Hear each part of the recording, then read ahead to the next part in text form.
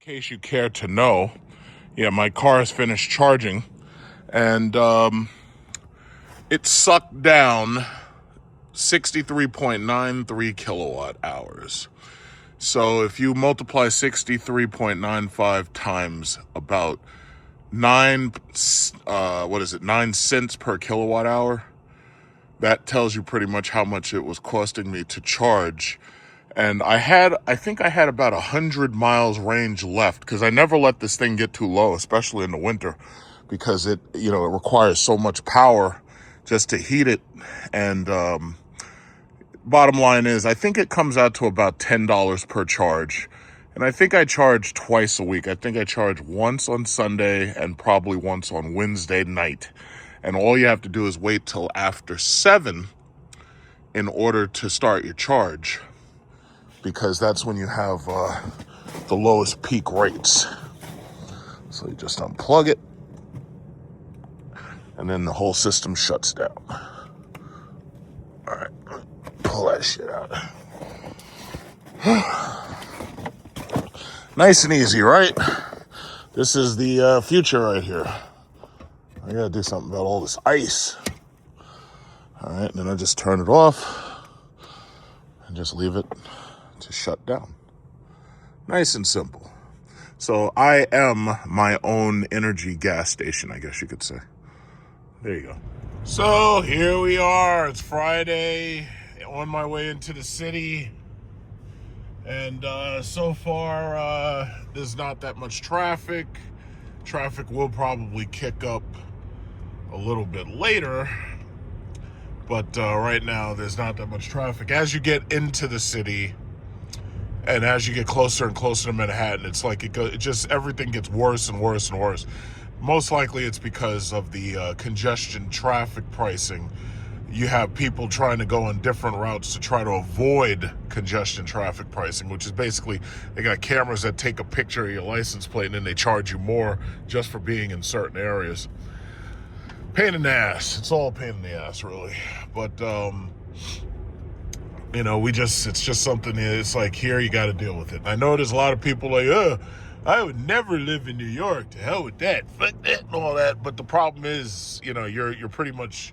It's like it's not that easy to just say, yeah, I'm going to pick up everything and just leave. And then if you have family who's still here, your chances are you're not going anywhere. But the reality is, it's like, if you can't make it here, this place is just going to spit you out, and you'll just have to go somewhere else. Maybe you got to go to Ohio or Chicago or Illinois or Michigan or Minneapolis or something, where it's like the cost of living might be a little bit lower. But from what I've been seeing, it's like the cost of living really isn't that much lower in most of those other states. But if you have to make that decision, that's just what you have to do. Most of these people up here, they work all their life intent on retiring. And when they retire, they move to like Florida, or they move to like a warmer state or something. Here's the problem. So many people have been doing that it's become a trope. And now Florida real estate is a mess. It's like, if you try to move down there, good luck finding a place. You're not going to find a place that easy. And not only that, what happens if you move down there and now you don't have any family down there? Now you're basically on your own. Some people don't want to deal with that. But yeah, I'm just glad traffic is flowing. Traffic is flowing very nicely. And the stock market took a little bit of a dip yesterday. I'm not exactly sure what set that off. But again, if you're diversified and you're buying gold or silver or both, like I've suggested, and you get those dividend paying stocks, it's like you don't have to really worry about the stock market dipping. You'll be fine.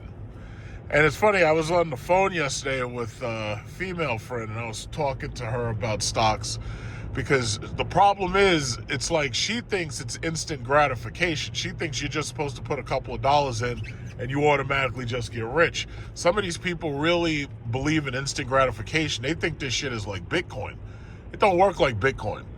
It's like, stocks are long-term investments. And long-term in a lot of ways is actually better, because first of all, you're not supposed to be investing money that you actually need. So you're supposed to be squirreling away a little bit of money here and there into a portfolio. But the reason why I like long-term investing is because it gives you a chance to reevaluate. So basically, I've suggested, you buy these dividend-paying stocks, but if one of those companies becomes less profitable and stops paying a dividend, that's when you dump that company and you put your money in another company that actually is paying a decent dividend. Now, some of the yields that I get are 7%, per share. And, I'm so diversified that I've got tech, I've got energy, I've got banking, I've got credit cards, what are those? So as long as you're diversified, you really don't have to worry about market down days because chances are something in your portfolio will be up. But if you do this long enough over a long period of time, all of a sudden you'll have saved enough money, or you'll have amassed money that you never would have imagined yourself being able to simply save in a savings account. Because a lot of people are dipping into their savings account while others are going deeper and deeper into credit card debt. So, right now, what is this? We're about to enter February. February starts tomorrow, I think, because today is today's the 30th, but February is about to hit. And the thing about it is, we're about to do our taxes, and I'm getting my taxes together, but there's a lot of my taxes that I have to wait for some of the forms to come in. Like, I've gotten all of my interest statement forms, but I didn't get my Charles Schwab form, and I also didn't get my K forms from like Sunoco and dividends. So I have to wait for those to come in. And once those come in, I'll be good. But I'm getting my taxes together. Now, Trump claims that this is going to be the biggest tax year ever. And, Americans are going to... So he's made all these fucking bullshit claims. We were supposed to have a $5,000 Doge check. Never saw it. $2,000 tariff check. Haven't seen that yet. So he's making all these bogus, bullshit, erroneous claims and lies. And the reality is, until I see the money, it's like Jerry Maguire. Show me the money. Until I see the money, you're a liar. And that's just that simple. So, I'm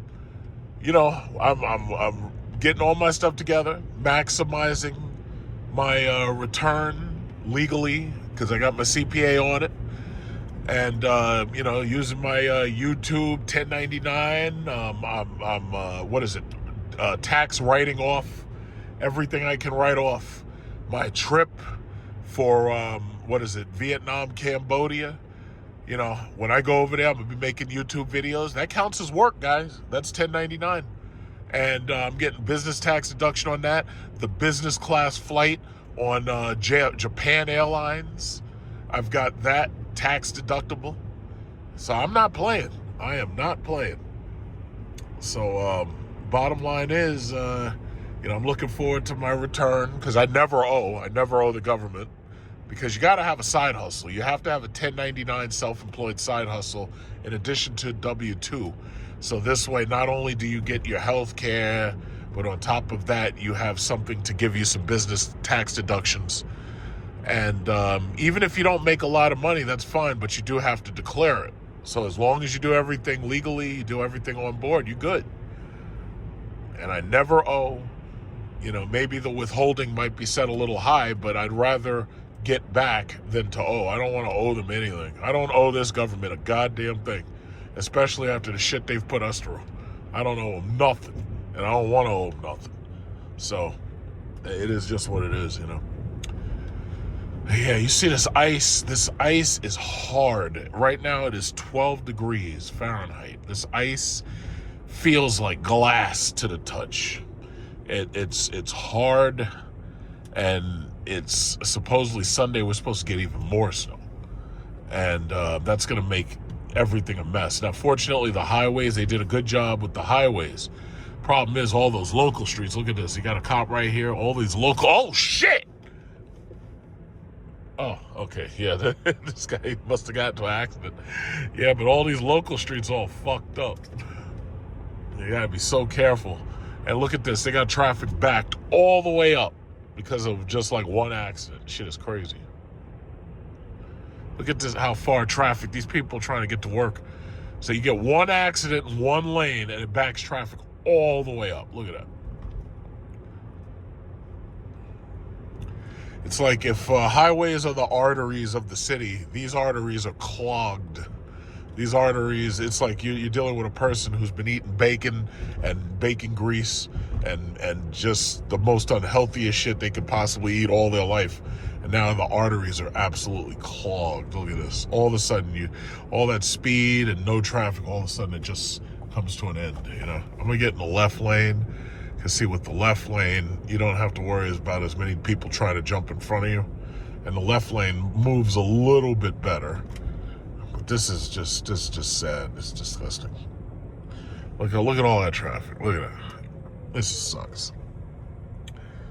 But yeah, it is what it is. You know, so now no more videos of me at the public charging station for these electric cars. At this point, I've been charging at home, so I've been saving more time. I've been saving energy, not having to actually go anywhere to charge.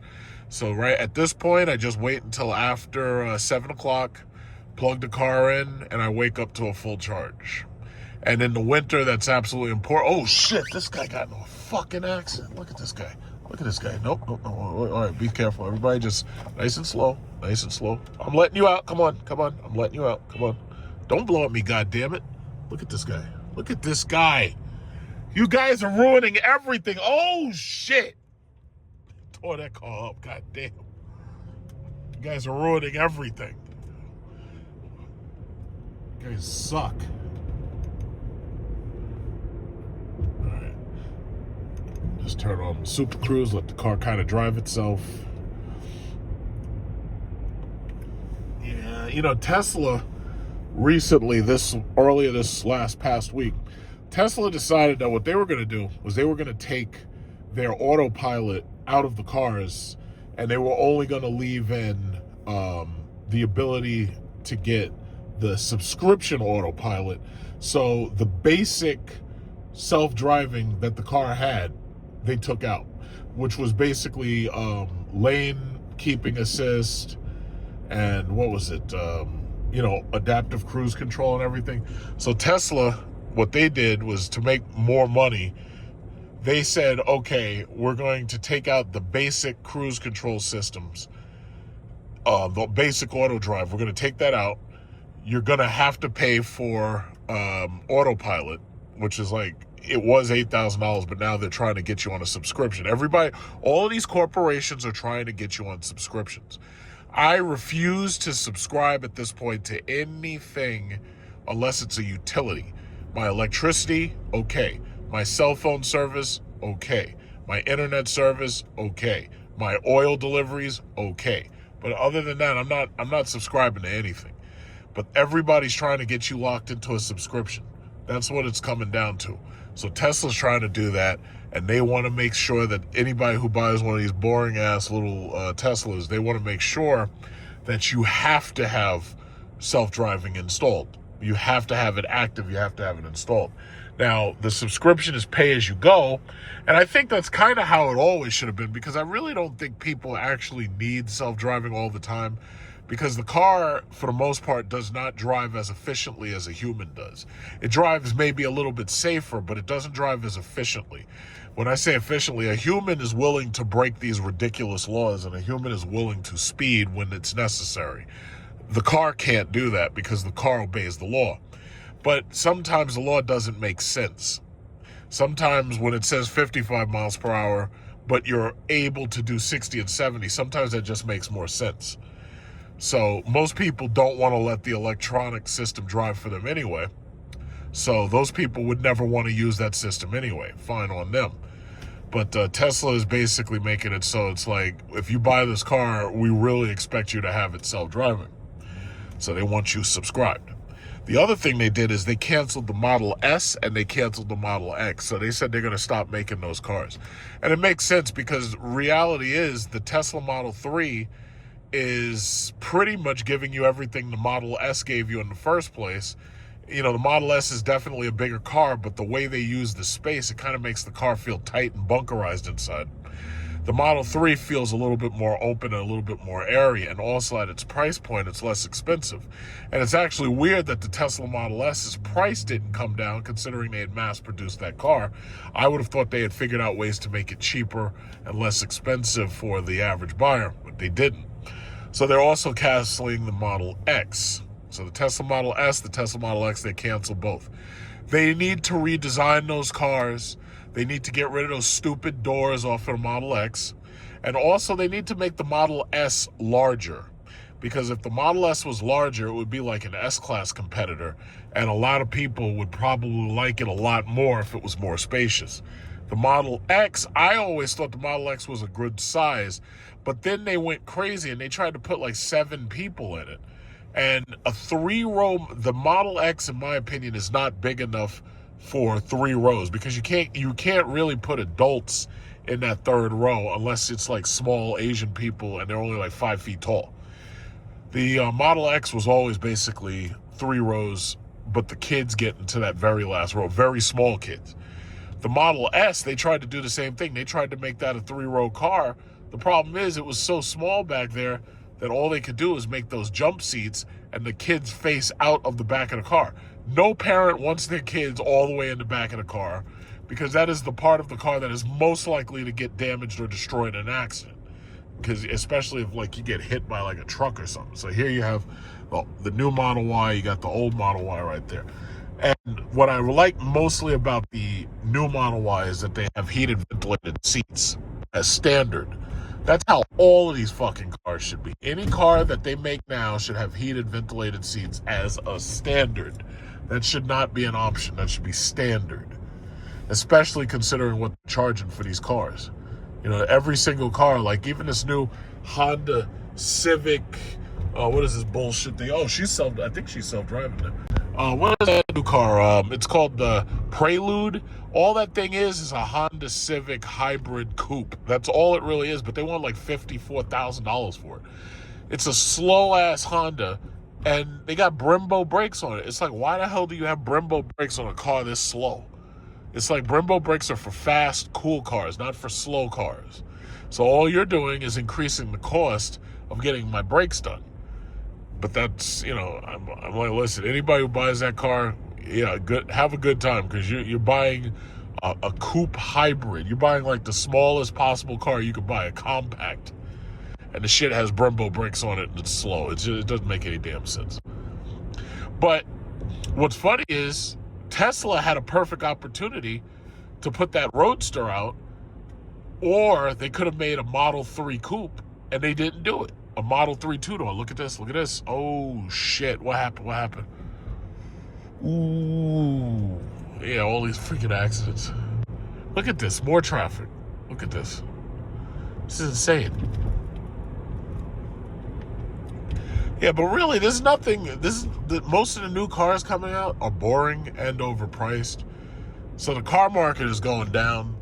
Like even these car reviewing guys on YouTube, these guys are all saying the same shit. They're like, yeah, we're losing money.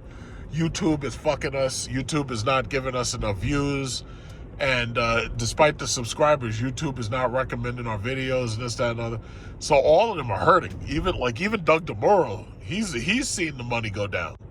And it's funny because now I hear them saying it, that they're saying YouTube is screwing us. And the sad thing is that you need YouTube and you need Google to get to the internet in order to make that money, because they are absolutely the worst at this point. They are the worst. If I was YouTubing for money, but using X or using something else, I'd probably get subscribers a lot faster. And I'd also probably make money a lot faster and easier. But YouTube, they're just dragging us through it. You know, it's really stupid. But they really screwed us. And everybody's saying it now. I'm glad I'm not the only one saying it. And as I mentioned in the last video, you have some young kids who are suing YouTube, suing Google, suing Meta. And they're suing them, saying that these social media platforms have been designed to be addictive and that they're damaging their young minds. And I'm all for it. I'll sign that class action lawsuit. I'll only make about $20, $30, but I'll take it. I'll take it. Because we sued Facebook. That's how much I made. I made like 25 bucks. I'll take it. Any dime that I could take out of Smuckerberg's mouth, I'll take it. Because they need to be held accountable for the bullshit that they're doing. That's how I feel about it. You know, so it is what it is. But fortunately, I put my money into the stocks, into the dividend payers, into the gold funds, mutual funds. I've been buying anything I could buy that pays that dividend. I've been buying it, and I'm feeling good about it. You know, most people don't really brag about saving money because in this society you kind of brag about spending it. But let me tell you something: when it comes time for that retirement, oh man, I'm gonna be living on those dividends. I want to have those dividends where I'm getting that nice fat dividend check. Even if it only comes annually, which is, you know, I get it. I get paid throughout the year with the dividends. But even if you only got one big fat check and it came annually, I'd still be happy. But for the thing about it is I keep reinvesting the dividends. I don't spend them. That takes a lot of discipline not to spend them. Because it's one thing you see, oh yeah, you got $500 or $600 pop up into your account from dividend repayments. The hard part is taking that money and reinvesting. The easy part is cashing that shit out and say, yeah, I'm gonna go buy something. You know, like I was looking at watches, and it's funny how they make you want something that you don't need and you really don't want. But I was looking at Rolex watches, and I saw one that was like $5,000. And I was like, do I really need that? And I was like, a $5,000 Rolex watch. Do you really need something like that? First of all, walking around with jewelry like that is obviously dangerous because somebody might try to steal it from you or somebody might try to rob you. Also, if you take your watch off, now you got to worry about somebody stealing it. Now, I do have a watch safe where you can put, you know, but the problem is if you have to lock it up from yourself, then you don't really get to enjoy it. And, you know, the way I see it is like when I retire, maybe I would get myself a Rolex because I think that's something they used to do for cops. And when cops would retire, the department would get them a Rolex or something. But I don't think they really do that anymore because the price of Rolexes has gone up ridiculously. But the way I see it, it's like it's not something I need. It's just something that is kind of cool, or at least it's advertised to you so well that they make you want it, you know. And I really don't want it. I'm happy with my Apple Watch. But, you know, it's just a Rolex. You know, I think when I retire and I take a look at my finances, I think I would buy myself a Rolex retirement watch. And I would buy it more as an investment to the future than just as a cosmetic gift, you know. Because the way I see it, you have to treat every single dime as if you're investing.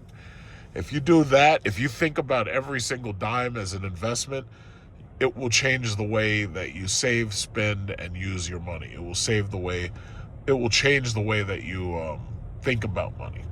But you have to think of every single dime you spend as an investment. Every single dime. You know. Like, in fact, this year, I guess this will be the last thing I say, I've changed the way that I'm using my credit cards. So normally I would use my Capital One Venture card and I would be buying on that every single day as my daily use card. And my Capital One Venture card gives you travel points back, right? I've amassed about $1,750 worth of travel points. So when I book a vacation, that $1,750 gets lopped off of the cost of the vacation. So if I buy a vacation for $5,000, it's $5,000 minus $1,750. And if you use the points, if you use them to travel, it's 1-to-1. So it's a fair trade, but you have to use it for travel expenses. Now, I also have Apple Card, and it's built right into my phone, built into my watch. But when you use Apple Card, the difference is Apple Card up till now, they don't give you travel points. They give you cash back. So if you get 1%, 2%, or 3% cash back, that money saves up in your savings account, your Apple savings account, because I have both the Apple Card and I have the Apple savings account.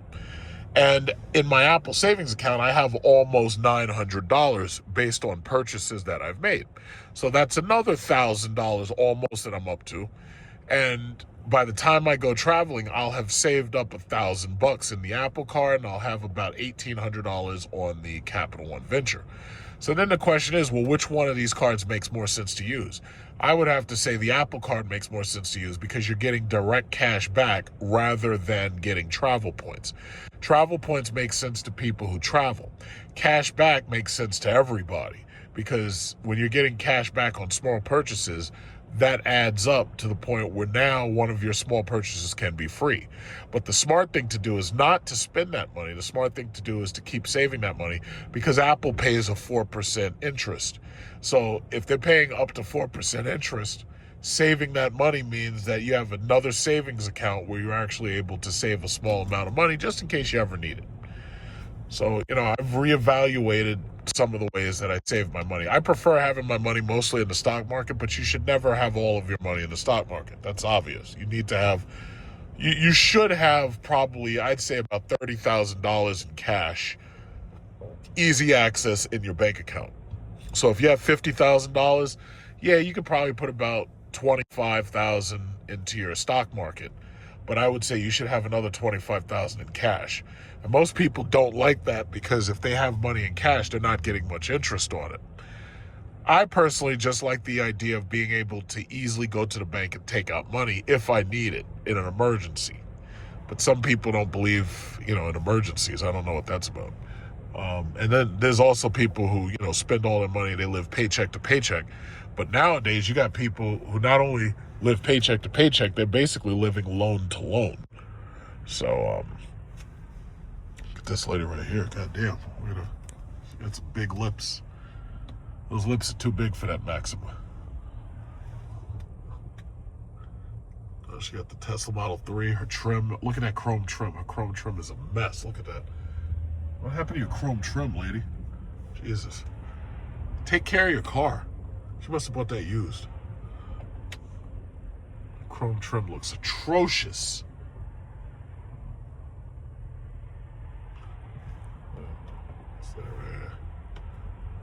She's got those fish lips.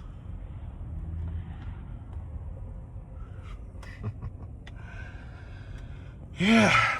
I like having a car drive itself because this way it's more comfortable in the morning. You can drink your coffee right there. I got my coffee. So, oh, look at this lady. This lady right here. I bet she wishes she had a man to drive her to work.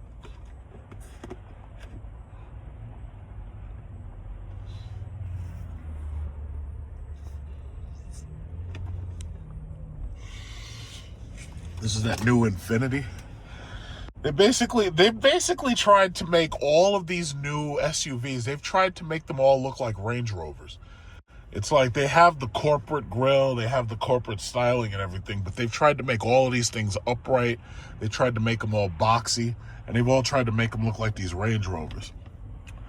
I think Range Rover, Land Rover, I think they've been absolutely abusing these women because when they come in, first of all, the leases on those things are terrible.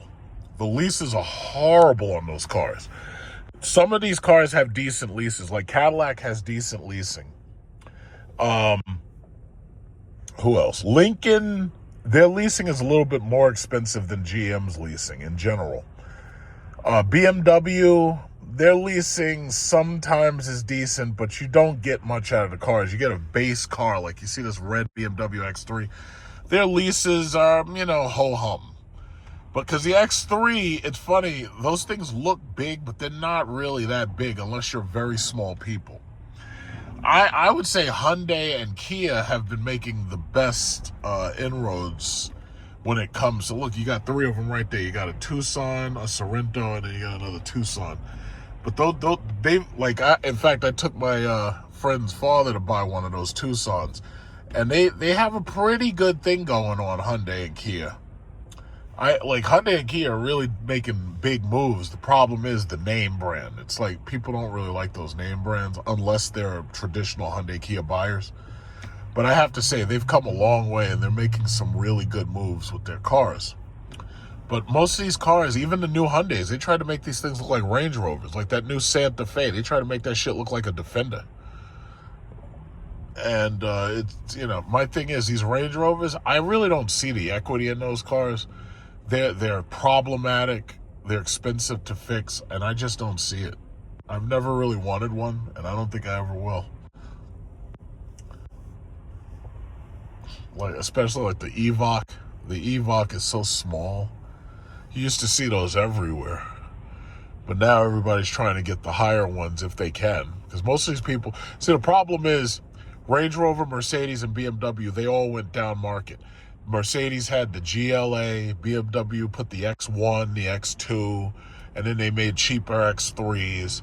So they all went down market. And the problem is the lower end of the market can't afford this stuff no more. Because even if they could afford the cars, the leases, the problem is they can't afford the financing and they can't afford the insurance. That's a killer. The insurance is killing them. So somebody's got bad brakes over here. I hear somebody's skidding. Somebody got some bad brakes. There's a red Tesla with the white interior. That's nice. Look at this guy. The car automatically slows down. Thank you. I love that. I love the car being able to drive itself. I fucking love that shit. I absolutely love it. Cadillac is supposed to make their own version in the next series of cars, FSD competitors. They're supposed to call it Ultra Cruise. Like right now we have Super Cruise, but they're supposed to call it Ultra Cruise. And it's supposed to be able to do everything basically that the Teslas can do. So time will tell, because I'm pretty sure GM is testing it right now.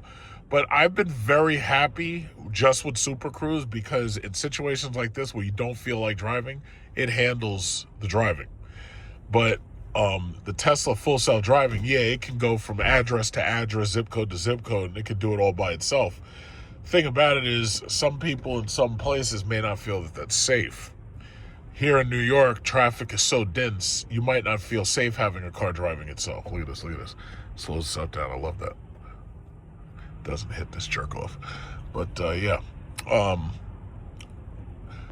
When that comes available to market, who knows? Maybe I'll upgrade my car. Maybe I'll get a see, I've got a little bit less than 1 year now to decide what to do with this car. And it's a good car. They built it to my specifications. And if I tried to rebuy this car brand new, this car is $80,000. And the interest rates in the market, I don't think are going to be as good 1 year from now as they are when I bought this car, or as they were. So I'm just going to have to wait and see, because if they try to say, oh yeah, it's going to cost you more to finance, I'm going to be like, yeah, well, thank you very much. You can have it back. Bye. And that's it. But there are other options out there. It's just that, because see, I was thinking about the Vistiq. Now, the Vistiq, oddly enough, is cheaper than this car is. The Vistiq, I can get the Vistiq with all the stuff I have, heated, ventilated seats. I can get the Vistiq for like $300 a month less. I don't care about the rims and the wheels on that. If I were to get a Vistiq, I really don't care about getting 22s again, because the more expensive Vistiq's $100,000. I don't need to spend $100,000 on a good car. You should be able to get a good car for less than $80,000, way less. But I was thinking about the Vistiq. I was also thinking about, obviously, the Escalade IQ. The Escalade IQ is way more car than I need, way more. Like that, it's driving a fucking house with a house payment attached to it. But I don't know. And then the new Mercedes S-Class refresh with the Hyperscreen is being debuted right now. It's exactly what I expected it to be, and I like the way it looks. But I don't know. So Mercedes, the insurance is high on those things, and on top of that, the repairs and maintenance are high on those things when you have to do it. Not to mention it's a gas guzzler. I was hoping they'd have an electric hybrid version And if they had an electric S-Class that got, like, let's say 100 miles electric range, or maybe more, let's say 150 miles electric range, that would make me very happy. That's something I'd want to buy. But then you have to worry about what does it cost to fix something like that, because the battery is expensive. Anything outside the warranty is expensive, very expensive. So I don't even know if I'd want to make a move like that. Like, I like what Cadillac gives you. Oh yeah, her car definitely got hit. Her car definitely, she got rear-ended or sideswiped or something. She got torn up. But yeah, I like what Cadillac gives you for the money more than most other vehicle makers. But, you know, time will tell. I'll be making that decision eventually. Check this out. You want to see something crazy? So I passed by this a second ago, and I felt I had to turn around. Like, even though I was kind of in a rush because I was trying to, you know, get through traffic and everything, when I saw this, I just had to turn around. This is like the craziest shit that I've seen. You know, with all this ice and snow. I was stuck in the ice and snow a little while ago, and I managed to get out of it. But when I saw this shit, like, this shit was just crazy. And it caught me by surprise. Look at this right here. Look at this. 1 second. 1 second. Almost there. Almost there. Look at this. So fucking Lamborghini Urus stuck on this ice. Look at this shit. Lambo Urus. I don't know if he parked it there on purpose or what. Lambo Urus. Look at this shit. Holy shit, that's crazy. That is crazy. All right, so here we are. It's another Saturday. A nice day out here. And everything looks nice and smooth. You know, the weather is still what the weather is, but, you know, we're getting through that. So I charged my car last night. Used about 64 kilowatt hours of energy to charge the battery to full. And, you know, especially in weather like this, I saved about $5,000 over 2 years using the charging stations. But I have to say, you know, not having to deal with the weather, not having to be out here when there's ice, not having to be on anybody's line and shit to use a charger, you know, to some extent, yeah, you do save a lot of time just charging at home. You'll probably notice that in the video, there's a lot of people who've got Teslas. Here in New York City, Tesla does really well. And it kind of makes sense because, you know, gas is still expensive. Trump claimed that energy prices are lower than ever and everything, but we're not feeling it. So the simple reality is a lot of people have chosen to get electric cars. And for people who can charge at home, it's not a problem. But the people who have to go to the charging stations, yes, it's an issue. So, you know, to some extent, I kind of miss going to the charging stations, but I will say I save time, I save energy, and I also save mileage, not having to go to the charging station. Now, right around this bend, I don't know, it's probably not still here. I guess they did something about it. That Urus was parked on top of one of these hills. So I guess they were able to get it down. Because obviously the state's not going to let you leave that thing there. You know. But yeah, I thought that was the craziest shit when I saw that yesterday. So my guess is somebody... Look at this asshole right here with this fucking stupid Honda. You know, and that reminds me. I don't know if you saw the video, Sha'Carri Richardson getting locked up. But Sha'Carri Richardson got locked up because she's up there speeding and shit. She got an Aston Martin. She's up there speeding. And the cop was pacing her to 100 plus miles an hour. Look at this. And we got another one here. Look at these morons. Look at this. Morons with these stupid, these slow-ass cars. And they're trying to race each other. Now, watch when one of these morons gets into an accident. Yeah. And by the way, if the cops knock on your door because they saw my video and they saw me recording you, that's your fault, not mine. Look at these assholes. Look at them. And then you got ice, you got snow, you got all types of combined weather effects, and these idiots are racing out here. You guys are stupid. Both of you, the stupid Honda and this stupid Mercedes. You're stupid. You should not be racing.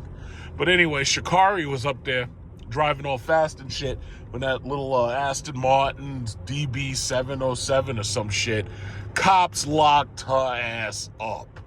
And this is coming off the tails of her abusing her boyfriend and then trying to lie about the shit. And they got her on tape at the damn airport. So it's like, yeah, she just can't catch a break. You know? So, you're spending that time in jail, honey. Look at this guy. But you can't, these super speeder laws, man, they're not fucking around, man. At this point, I'd rather just have a nice, slow, luxurious car than to be trying to fucking race these idiots out here. Because at this point, there's no point in doing it. It's like, there's really no point. It's like, first of all, if they catch you, they're going to snatch you out that car. You get locked up. If you try to fight, you're going to get shot in your head. And if you try to escape, they're going to just end up pit maneuvering your ass and killing you. So it just doesn't make any sense at this point. It really doesn't make any sense. And you can't escape because you see on these YouTube channels, there's no car news to talk about anymore. So everybody started talking about car chases and car repossessions, right? So now you're seeing these car chases where the cops don't give up. And they keep coming and keep coming and keep coming. And eventually either you run out of gas and they catch you, or they pit maneuver your ass and you die. It's like, well, you two choices. And they're not good choices, believe me. Not good choices at all. I love this commute so much more when there's nobody on the road. Because I tell you, when this shit was COVID, I was doing 120 up these roads, man. I was driving so fucking fast. I was trying to make the wheels on the car fly off. Got the train right there. That looks like the sleeper train. That's the double-decker sleeper train right there. Yeah. Nice day. So anyway, right now, I decided I'm going to head into my Cadillac dealer. I want to find out about the lease special that they have on the Vistiq. Basically, it's like $4,000 down, 2-year lease, 6,000. Wait, what is it? 2-year lease. It's a 2-year lease, 4,000 down. I'm guessing that's 10,000 miles. I don't know how much more expensive it would be for 12,000. Probably about $700 or something. But I want to find out about it. And to tell you the truth, I'm thinking about trading in my Jeep, honestly. And if they, had a high enough number, I think I might actually go for it. But the problem that I have is this is a 3-year lease, and I don't think I can terminate this lease early unless they have news that I don't know, So I was just going to ask a couple of questions. So here I am right here. I'm going to roll up in here and see what they got to say. I want to find out what they got to offer. Yeah, so there's a Vistiq right there, and you got a couple of Cadillac Lyriqs right there. You got that Escalade IQ back there. You got a couple of Cadillac optics like that one right there. That's an optic. Very nice. I'm looking at a silver Vistiq with a white interior, just like my car. And it's kind of like a baby. It's basically the Vistiq is what the Escalade used to be until the Escalade grew to fucking 9,000 pounds.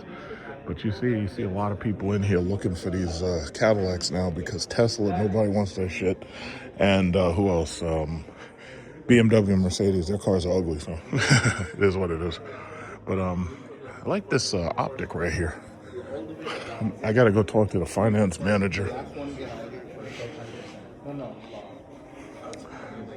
Yeah, this is nice. I like this spec on this optic. It's a nice spec. It's a real nice spec. Yeah, that's nice. I like that one. I like that. That's really nice. Yeah, that red optic is pretty nice. But that Escalade, man. Bottom line is, I'm not paying $150,000 for no car. I ain't doing it. I'm not doing it because you got to understand, I invest in my stock portfolio every single month, and that's a hell of a lot of money. That's way too much. Look at this. This is the other thing about the Lyriq. A lot of these cab drivers are getting Lyriqs. Like this right here is the Lyriq V. As you know, I just spray painted my calipers red, right? All these cab drivers, these cab driving guys are getting these Lyriqs. And when I got my Lyriq, I was the only person on the road with my Lyriq. I was the only person on the road with that Lyriq. Now everybody got it. I see old women in it. I see old men in it. And these goddamn cab drivers. You see right across the street, you see Land Rover? I don't like Land Rovers. I don't like Range Rovers. So they can keep it. I'm not even interested in that stuff. But this is what I like. This is amazing. I like this. I really like the way this looks. I wish I could get this for like under 100, but I like this more than the S-Class. Even though the S-Class is a car, this is a big fucking truck. 9,000 fucking pounds, man. Look at this goddamn thing. I would get it just like this too, black interior, I don't care. With the TVs and shit. It's got the huge TVs all the way across and everything. That is madness, man. I would get this. But I ain't paying nobody $150,000 for no car. I'm not doing it. I gotta buy gold. I gotta buy more silver. I gotta buy more uranium. My portfolio is getting stuffed.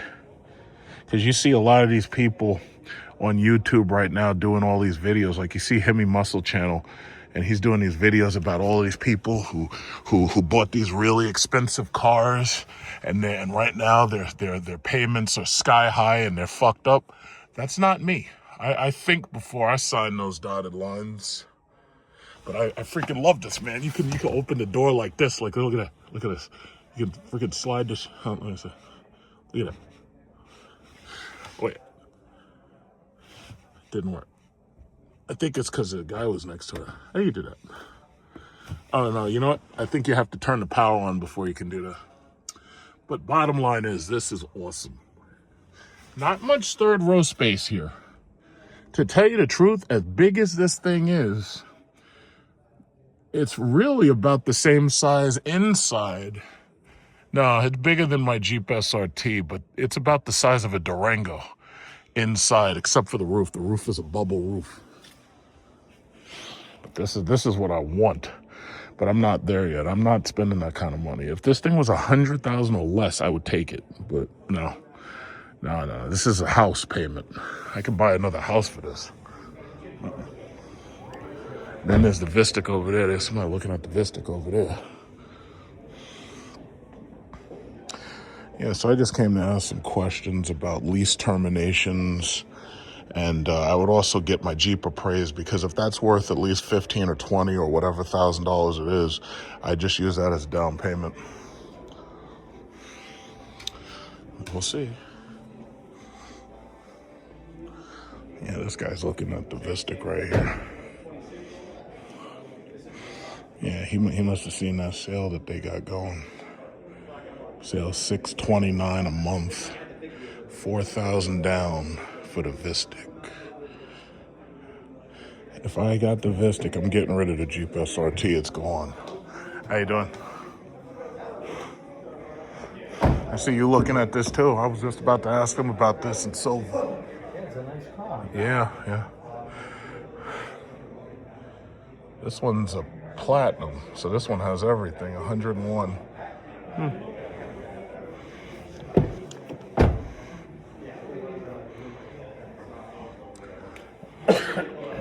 Yeah, this one's got it all. No TVs in the back though. But it has everything else. And it's got the heads-up display. This one has the rear wheel steering, and it has the heads-up display right there. So you see how they got the heads-up display right there? If I get it, mine might not come with the heads-up display, because I would get the regular, luxury one or sport one, whatever. But it does, of course, come with the heated, ventilated massage seats. Gotta have that. But other than that, yeah, I would buy this. And it's sad, because I like my Lyriq so much, I just want something bigger now. It's a nice car. It's just that for me, I don't know.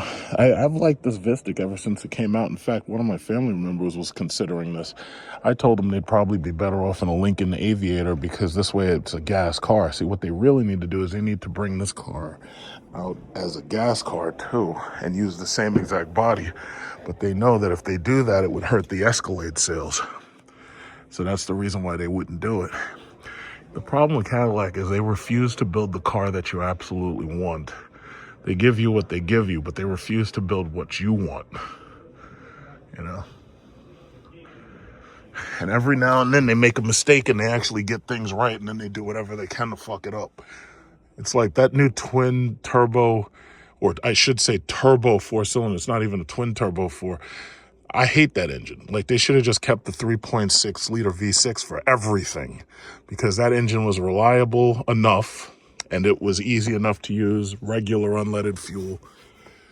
But now with them going electric, it's like now all they just want to do is put batteries and everything. But I like this. I like this. I don't know if this has a power moonroof or if it's just a sunshade. Oh no, this has a power moonroof. I like this. I like this. This has a power opening moonroof. Yeah. This one's got rear wheel steering, and it's got everything in it. It's got the air suspension and rear wheel steering. Yeah, that's something else. I'll find out.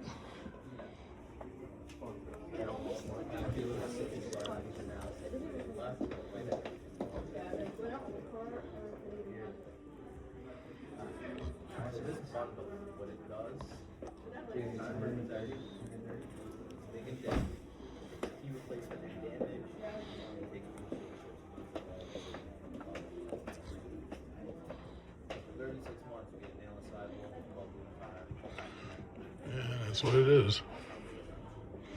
$150,000. Nah, I ain't doing that. No. I'd buy it used.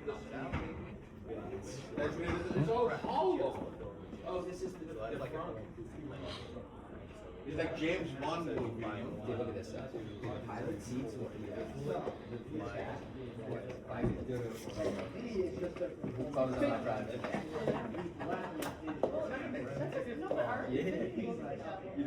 So this is that little booklet they give you when your lease is about to end, right? So, shit. So basically, God damn it. So yeah.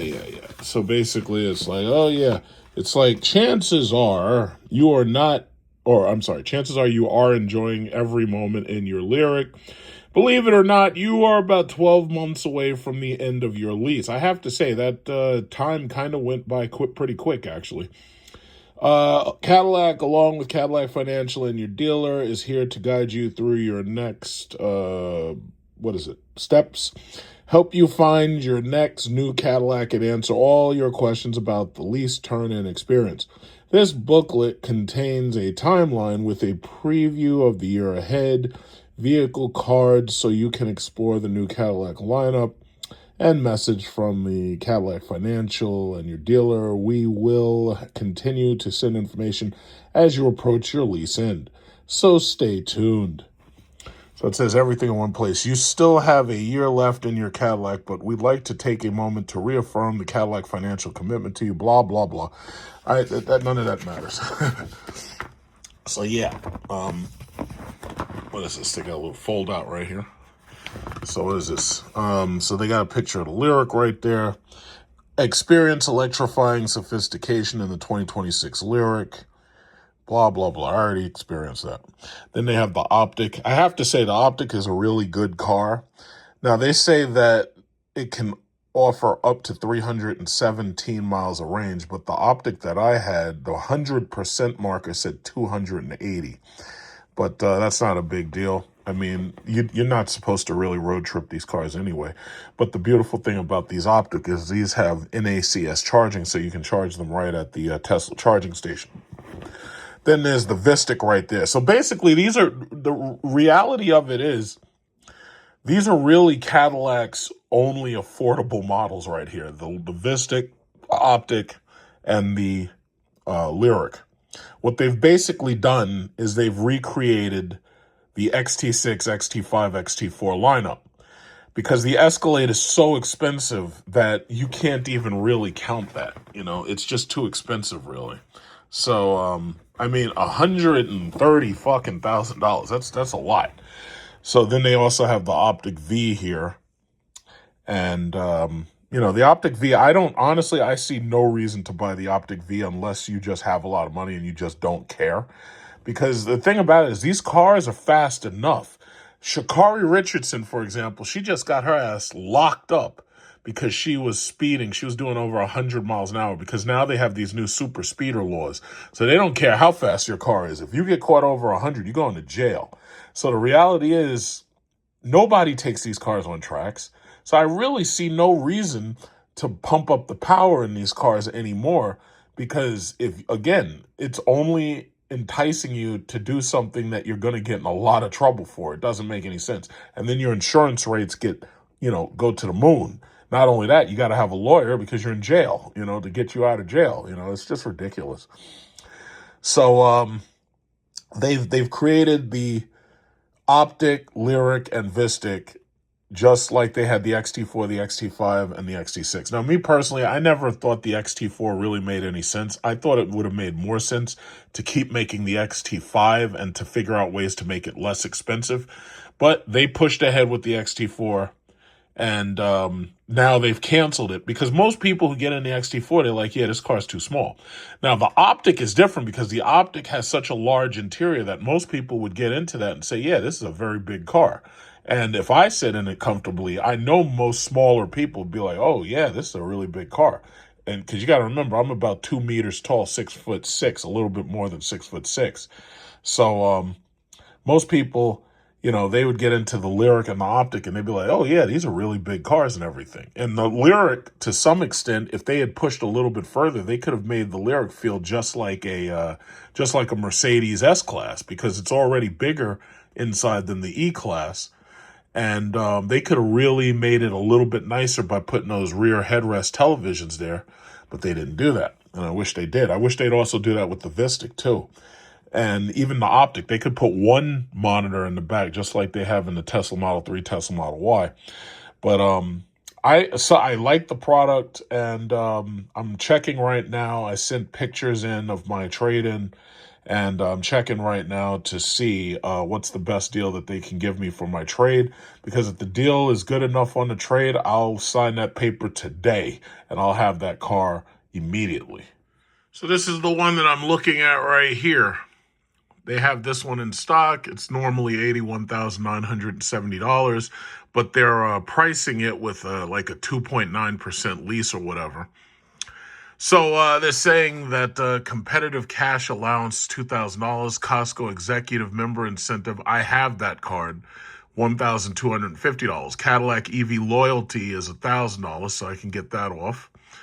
Costco non-executive. I don't have this one. I have this one. I have the Costco executive.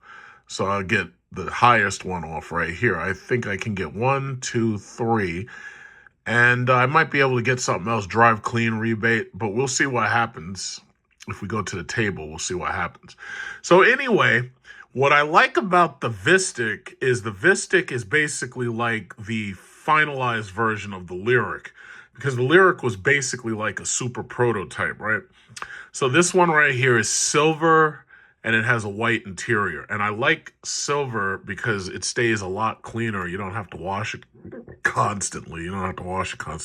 So what I'll do is I'll increase the miles, and I'll say, listen, I need 12,000 miles instead of 10,000 miles, because my guess is that this lease deal is 10,000 miles. So I'll increase it to 12,000 miles. And basically, that's the car. Like, they have some pictures of the interior. There are things that I am disappointed with. Like, for example, you can't get optional headrest televisions. I think that, this is what kills me. They added an extra monitor right here in order to control the heating and ventilation. Why didn't they make that monitor capable of doing like television? Now, this monitor is capable of doing television, so you can watch like YouTube and Pluto TV and stuff, but this one isn't. It doesn't make sense. And then in the back of the car, what I do like about the car is they have the heated, ventilated massage seats as standard pretty much. But if you go to the back of the car, and yeah, it looks just like my car inside. So you have the same exact headrest television, well, headrest, what are those things called? Speakers. But what bothers me is that in the back, there's no entertainment system. And they could have used that LCD monitor in the back as an entertainment system, but they just didn't do it. And Tesla does it, and I don't understand why everybody else didn't do it. Lucid didn't do it either. Like, for instance, like a lot of people, they like that Lucid Gravity. I don't really like the Lucid Gravity. The Lucid Gravity looks like a minivan. This is a 3-row, and I'm not going to use that third row, but this is a 3-row. And this is about the same size as my Jeep SRT. So I don't even care what size the wheels are, because I really don't need 22s again.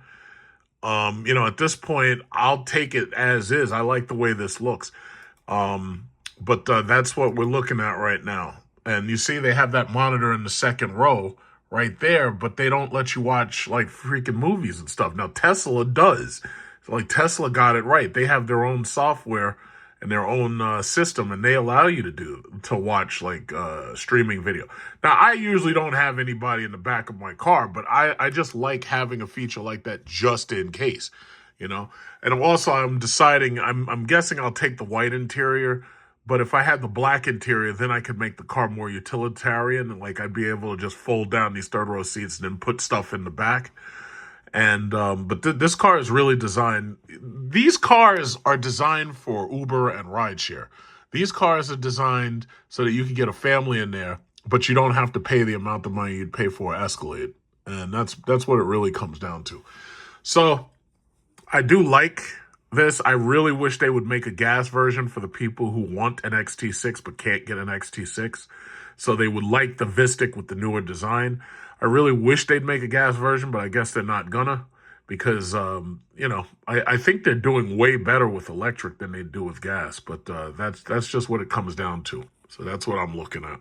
So look at these fucking numbers. They're saying if you put $39.95 down, that if you take it for 36 months, it's $1,205 a month. But if you put like $10,232 down, 39 months, it's $1,207. So these are the numbers on the Vistiq, basically. But I'm still feeling it, because they gave me a decent amount of money back on the Jeep. So I'm still feeling it. I think I'm just going to go ahead with it and take the Vistiq. I'm going to probably do a 2-year lease on the Vistiq. But I'm going to get a silver Vistiq with the white interior. I really should get black, but I enjoy having my white interior. So, that's where we are. So you can look at this, you can figure it out yourself. But that's what I'm looking at right there. And they have to get it from it's kind of far away. It's in like Mount Kisco or some shit. So they have to drive it here.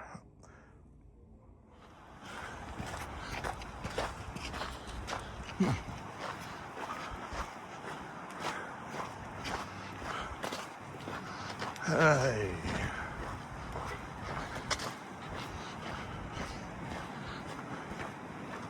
Oh, okay, I see it. Silver, black, roof black, and that one's a tan interior. Brown.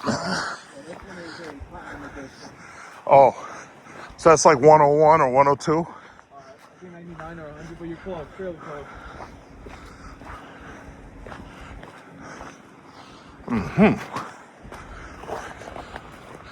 And this one has 23, I believe. 23?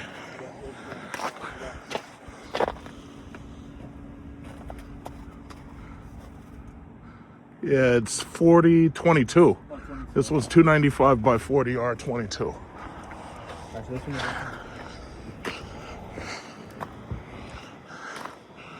But all of them are rear wheel. All of these are rear wheel. Yeah. All right. This is brown interior. Yeah, I don't like brown.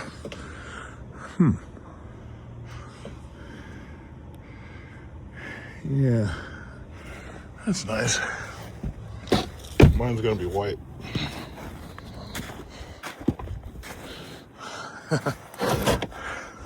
Now mine's gonna have the black roof?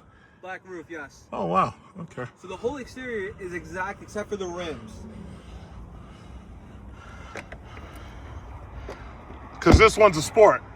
That is correct. Yeah, okay, so they got black wheels. Oh, all right, all right. To be continued.